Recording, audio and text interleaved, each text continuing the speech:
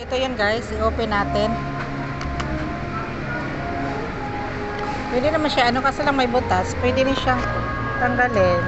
Para ma-mix talaga siya, as in ma-mix. Ooh, look at that. Kita niyo yan guys. Ubusin natin siya dyan. Wow, halo-halo ni Bibang. Halo-halo ni Bibang. Look at the mango. Nahulog. Ay, shit. Yan, nakita niyo yan guys. So, tikman natin yung mangga niya.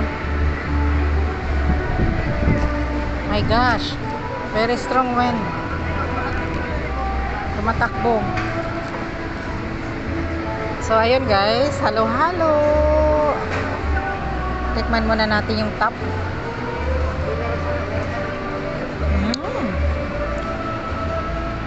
So, haluin natin siya para sumarap. Masarap na yung top niya, mangga. Tsaka ito. Pero kailangan natin haluin.